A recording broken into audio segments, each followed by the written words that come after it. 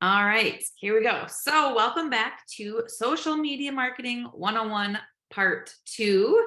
Again, you guys, if you missed yesterday's training, there was a part 1, a lot of basic stuff, just building your brand, how to make your profile, your social media look more professional, like you're actually working a business on social media. So, social media marketing, optimize your social media presence. Today, in part 2, we are going to be talking about your friends list. Let me turn on my do not disturb. Okay.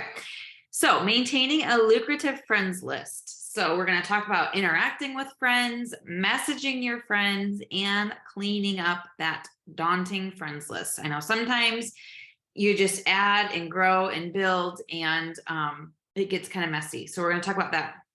I know sometimes it comes in waves where you get a lot of friend requests. And this happened to me back. I mean, it's been in waves, like I said, but a lot more often back when we first launched our company 2 years ago. And I would just get massive friend requests, and I would just like approve, or confirm, whatever it is. And then I realized like half these people are just robots, or they end up messaging me something. So I've gotten a little bit picky about who I accept, but we'll talk about that in a moment. So let's just start with interacting. Okay. So when we're on social media, you can have all the friends in the world, or 5,000 on Facebook. But if you're not interacting with them, they're not seeing your things. You might notice that you post something on Facebook and you get the same handful of people that are liking or commenting on it. And you look at your friends list and you're like, okay, there's like thousands of people in here, but only 30 are seeing anything that I'm doing. What's going on? Well, you're probably not interacting with the right people. So let's talk about a couple of ways to do some interacting and shake up the algorithm and get some new faces in there.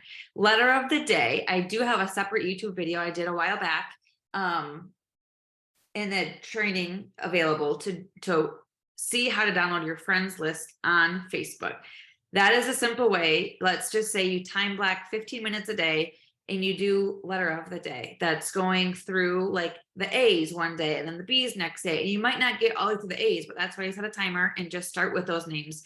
Go to their profile, interact with things they're doing. If you go to someone's profile, this is a great way to clean up your friends list too, by the way. If you go to someone's profile and it's been inactive for months, unfriend them. Free up some new space. If you go to someone's profile and they're just negative, unfriend them. But the point is to go to someone's profile and they have amazing content. They're talking about their kid's birthday party yesterday, and you can comment happy birthday. Or maybe they have like a perfect family picture, and you can message them and say, oh my gosh, your family picture is adorable. How in the world do you get all of your kids to smile on the first try? Or maybe it wasn't the first try, but whatever. Just interacting with new people. Using that letter of the day method. Another one, I put Facebook update in notifications, and you guys, Facebook had me fooled, because for like a day or 2 days, there was this awesome thing where if I clicked on my notifications on my app, it showed me almost like stories across the top, but it was like people who had recently updated or put a post up, but now that's not there. So this might just be invalid. Maybe it'll come back and it'll be permanent someday, but for now, you can ignore that one. And then new names. The point is to find new names. So don't just scroll through your feed. If you're just scrolling through your feed to interact, those are the same people that you're seeing every day. They're seeing you every day. Try to avoid those people when you're intentionally working your business by interacting for a few minutes a day. So even if that's another good one. I was talking about stories in that scroll. If you go to the top of your Facebook page where it has stories across the top, swipe over a handful of times to get through the people that you're used to seeing on a daily basis. And maybe you see a name that isn't familiar to you. Click on that person and go interact with them. Send them a message from their story. And the same thing, if you can't download your friends list, just look through, go to your friends on Facebook and the whole list of friends, scroll until you find a name that you don't recognize and go interact with that person. Okay. So that is all about interacting. The goal really is to build a relationship with them. So just clicking the like button or the heart button isn't necessarily, it's great. That's all helpful. But the end result is to build a connection and a relationship with each person. So just giving them a heart isn't really going to move the mark. However, it is something. So start with that, so that they at least see your name pop up in their notifications, and they might say, oh, who's that girl? Why is she liking my stuff? And then they're going to go see your beautifully branded profile picture and profile that we worked on yesterday. So messaging, this is the next part. Like I said, the goal really is to get into their inbox and to create a relationship, build a relationship with them. Okay. We're all in the same industry where we're trying to share products, or maybe some people are, a service, if we're selling the business, whatever it is. It starts from a relationship. People buy from people they know, like, and trust. If you're not building a relationship and having conversations, they don't know, like, or trust you. So the magic happens in the message. So we just talked about scrolling through stories, swipe, swipe, swipe until you get to people that you don't see every day, and watch their story and message them something from it. So let's just say they're making a smoothie in their story, and you can say, oh my gosh, what are you putting in your smoothie? I need some new recipes, whatever it is. Okay. Relating from a post. This again ties into interacting. When you can see something that they post and you can relate to it, hop in their inbox. Okay, this morning, I just posted about my cheer team having a home competition tonight. So if I saw somebody else post that, I could hop in their inbox and say, oh my gosh, I saw you have a home competition tonight. Good luck. I'll be thinking about you and your team. Break a leg, whatever. That's more like for a play. I hope someone wouldn't tell my team to break a leg, but anyway. And then birthday messages is another big one. Facebook tells you every day who has birthdays today, and who had birthdays yesterday, and who has a birthday tomorrow, and all the things. So you can click on that. And if you don't know where to find it, you can even just search in Facebook for birthdays or upcoming birthdays, and you can click on it. And you can just post on their wall. That's the easy thing to do, because it has them listed out with the little comment thing, and you can just put happy birthday and it goes to their wall. But what I recommend doing is sending them a message using the message button next to it, and just say happy birthday. In fact, because this is part of my daily routine, I have automated it a little bit where I have a shortcut in my keyboard app on my phone, and I can just type HBD and the whole message populates and says happy birthday with a couple exclamation points. Now, when you do that on their birthday, you guys probably know when it's your birthday and your inbox blows up and you're overwhelmed and you can't keep up and you're just like swipe, swipe, swipe. You maybe say thank you, whatever. I sometimes like to wait until the next day and go back to the birthdays that happened yesterday. And I have a shortcut for this too. I type belated and it messages automatically, happy belated birthday. I'm so sorry I missed you yesterday. Now their inbox isn't so full. They see it. Their day was yesterday. Their inbox was crazy yesterday. Now they can breathe and they say, oh my gosh, thanks so much. Not a big deal. Don't be sorry, but thanks for thinking of me, kind of a thing. And then I can continue with a message and ask them, well, like, how'd you celebrate? What'd you guys do? Did you got to eat? And build the relationship, having the conversation, asking questions, getting to know them and what kinds of things they do. I have tried it on the day of sending happy birthday messages, and they reply and say thanks really quick. And then I say, what are your plans to celebrate? Well, most of the time they didn't even respond because their inbox is blowing up with other messages and they just can't keep up. I get it. I don't blame them. I wouldn't reply to somebody else on that day because it's crazy. You will get, I'll warn you, some people might be a little negative and say, oh, it's just another birthday. I'm not doing anything. Nobody likes me, blah, blah, blah. And then you have the opportunity to be a light for that person's life and encourage them and send them some happy words and make them feel very special on their birthday, because everybody should feel special on their birthday. And then again, just relating and asking questions. So if it does start from a birthday message and they say, oh, we went out for dinner last night. Oh, what did you guys have? We went to Mexican. Oh my gosh, I love Mexican. It's my favorite. The chips and guac, like, can't go without it. And just have a conversation. Be a normal person. All right.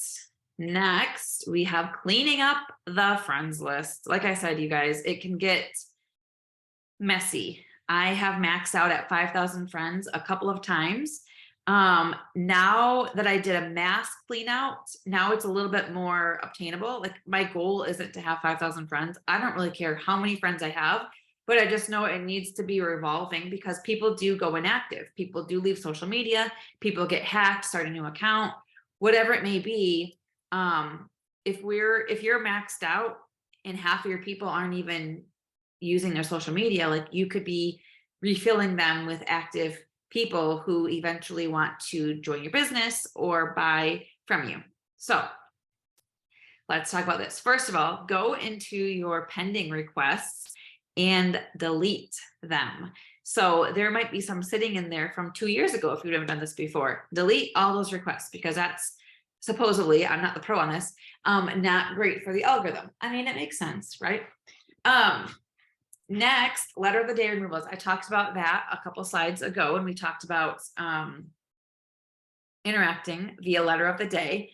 Get rid of those people that are not using their Facebook that you're friends with, okay? Clear up some of that space. If they don't provide value, if they're a negative Nancy, if you go to their page and it's just cussing and swearing or they're complaining about their boyfriend or whatever it is, no one's got time for that.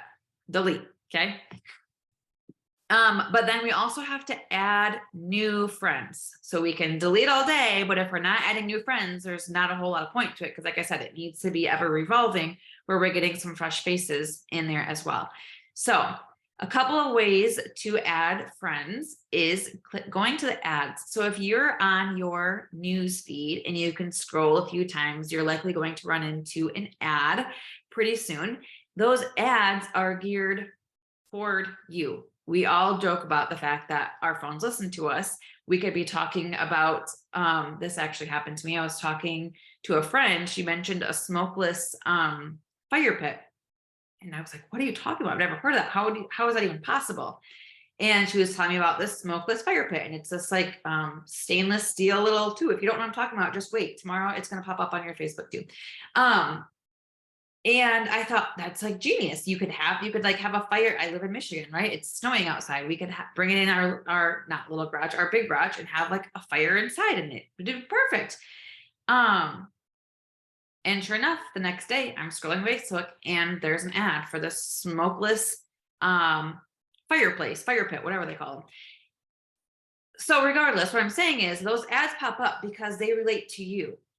So if you go to the ad and look at people who comment on it, it's because that ad also popped up in their feed, meaning you have similar interests, okay? I was interested in the smokeless fire pit. My friend saw it first. She was interested in it. I was interested in it. I saw on my news feed, these other millions of people are interested in the smokeless fire pit for one reason or another, but we both like to have fires, right? So there's something that we can relate about. Anyway, sometimes on those ads, you'll see a lot of the negative Nancy's where they're complaining about, well, this didn't work, or I'm a skeptic, or how can that possibly work? I don't believe it, whatever. Okay, scroll past those. We don't want negative Nancy's. We already deleted all of our negative Nancy's. So look for people that are maybe asking questions about it. Maybe they're raving about how they have one and it's the best thing ever. Or, anything that they're bringing value to, and not being negative about, you can stop. I wouldn't just go to like immediately add, but maybe go to their profile. Maybe they're also a mom. Maybe they're also a dad. Maybe they're whoever's watching this. Maybe they're also a coffee addict. Remember we talked about those 5 things, those hats yesterday. Send them a friend request. They can be friends. Okay. So ads is a great way to connect with new friends. Suggested friends on Facebook. If you go to your friends or your friend requests, there's a whole list of suggested friends. Facebook is suggesting you for a reason, maybe because you have mutual friends, maybe because you have common interests or you post similar things. Again, give their profile a quick skim over and make sure that there's someone that's going to provide value, someone's not a negative Nancy, and then send them a friend request. And then finally, in groups. If you are in groups, if you're not, you should be in groups of things that go with your 5 hats that we talked about yesterday. So I'm in stay-at-home mom groups. We recently had to put him down, but I used to be a mom of a little Bichon white fluffy dog. I'm in Bichon lover groups. I'm in cheer coaching groups, all kinds of these groups. Be active in those groups and make connections there. And when you're both commenting on a post and with somebody else, or you're kind of going back and forth, like add friends from those groups. That's kind of what they're there for, to connect with other people that have similar interests as you. Don't be afraid to send them a friend request.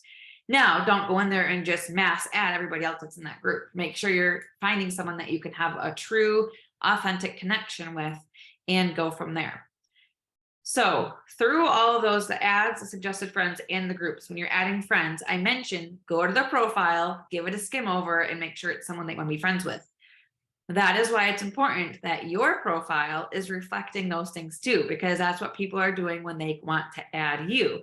Or when you send that friend request, they say, oh, who's this girl friend requesting me? They're going to click on your profile, see if you add value, and then accept. Okay. So it all kind of ties together. That wraps up our friends part 2 version or episode or whatever of this Social Marketing 101. Again, if you didn't watch yesterday's, go back. We talked about cleaning up your profile and just making sure that you're representing yourself as a brand and really promoting or selling yourself rather than any product or company.